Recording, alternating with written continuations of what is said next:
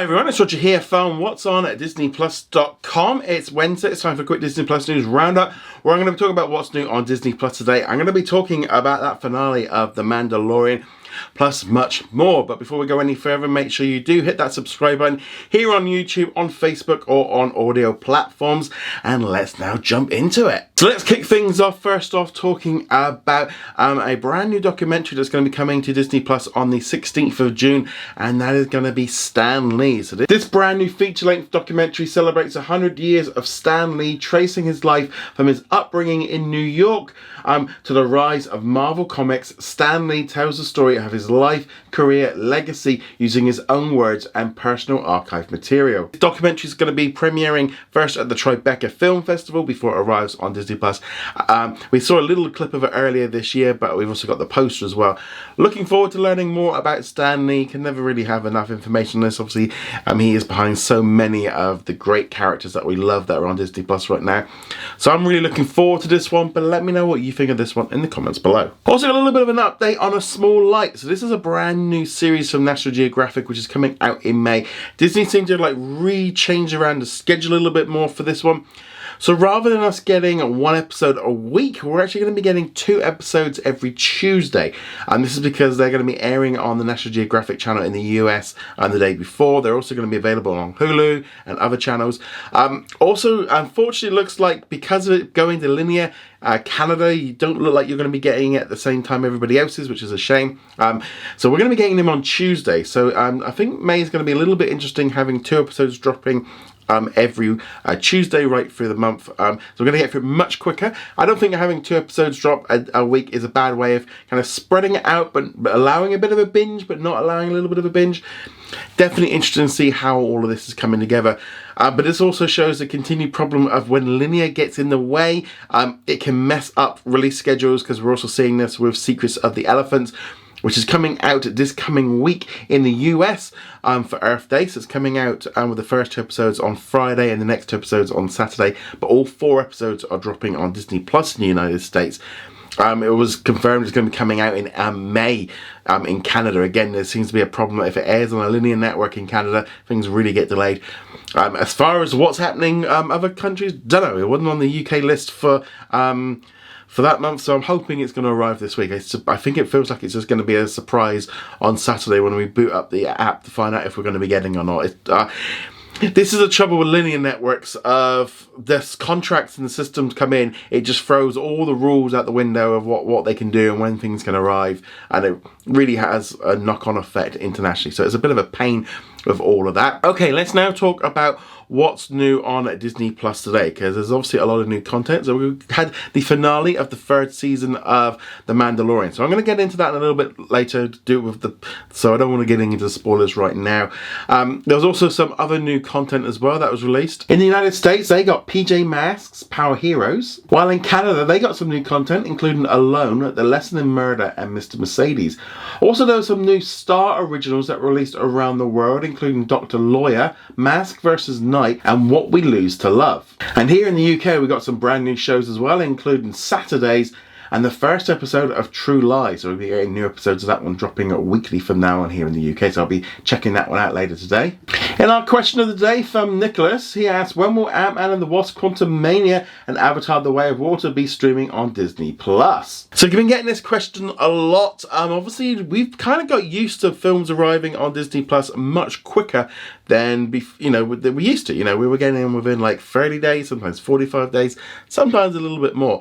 Well, Avatar The Way of Water, that was released way before Christmas. I mean, it's been a long time since that one's come out. It's still not out on Disney Plus.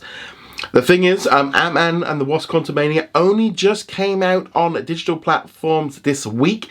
I suspect it's going to be exclusive on there for a while before we get to see it on Disney Plus. This is a new trend that we're going back to almost pre-pandemic, where films now go through their windows the way it used to be, where you get cinema releases, then you get digital, then you get physical, and then it will go to Disney Plus, because ultimately they are trying to get as much money out of a film as possible, and sending things straight to Disney Plus doesn't generate them any money.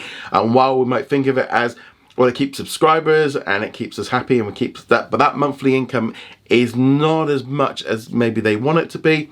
And also, these movies need to make money, and I do think in the long run this is probably better, because that means we're going to get better films. If they start losing money on every single film, we're going to start getting a lot less films.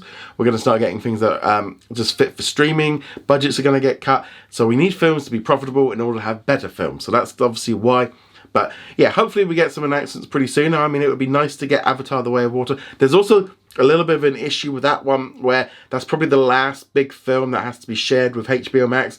So in some way there was no incentive for them to do it too quickly. And also, as we've seen like with Top Gun Maverick last year, they can hold off a long time, keep stretching out the box office, keep stretching out the digital releases, and then it's a big hit even when it does hit anyway. And the numbers aren't much different than if they put it out a few months before, but they make more money on all the other aspects. But let me know what you think of all of this. I'd love to hear your thoughts in the comments below. Okay, let's now get into the Mandalorian finale. So this is going to be full spoiler mode. If you haven't seen it, come back and watch it later. Wow, I actually really enjoyed this one. There was a lot of action in here. We had the big sort of fight off between Mando and Moff Gideon. We also had a big fight between Bo-Katan and also with Moff Gideon. We got to see Grogu in action and kind of showing, that he's got a little bit more sort of spark to him there, and he can take on those guards, and kind of did pretty well in doing so. I thought it was a lot of fun. It was a lot safer than I was expecting. There was no big kind of reveals, no big cameos, which is not a bad thing. That's sort of Mando kind of relies a little bit too much on that. So I thought all of that worked pretty well. Overall, I really enjoyed it. A lot of great special effects. I mean, that great big cruiser coming in, just kind of, yeah, that was definitely one way of taking out the base. I thought it was all really good. But I think there is that problem of, like, because there's no big cliffhanger, I mean, they kind of pretty much wrapped everything up quite nicely in a little bow and set Grogu and Mando. I saw a few people, even he was put on there about the fact of, and it felt like they wrapped the whole thing up. They've left this so wide open for them to go off and do bounty hunts and basically do episode of the week kind of stuff with this new bounty hunting system. And I think take away the edge. I mean, they can still build on it, and they are supposed to be starting to be doing season 4 later this year, but it maybe allows them more to do a little bit more of story of the week, which I think might be a better way of doing it overall for the series kind of thing. And but there was no big kind of secret. Now, there was one thing I wanted to bring up. Now, obviously, we had the big kind of fight scene with Moff Gideon, and I mean, the fact that he had the helmet on definitely made him look pretty cool. But I think there's a little bit of a fake bit about this, because I don't think that the guy that they were fighting was the proper Moff Gideon. I think he is a clone. I don't think he's the clone because he's only the one that was in the barrels, but I'm not convinced he was the actual one that we think he is, because yeah, the fact that they've gone into the cloning of him means now that they can just keep doing more stuff with it. So yeah, I definitely feel that is a way forward. But yeah, so this is going to be pretty interesting to see how all this comes together. But yeah, let me know. What did you think of the Mandalorian season finale? It felt not... I think last week's episode was a lot better. It finished it nicely wrapped up, but it probably needed a little bit more spice for probably a lot of people. But I'd love to hear your thoughts in the comments below. Remember to go check us out over at what's on at disneyplus.com. Like, follow, and subscribe, and I'll see you guys soon. Laters.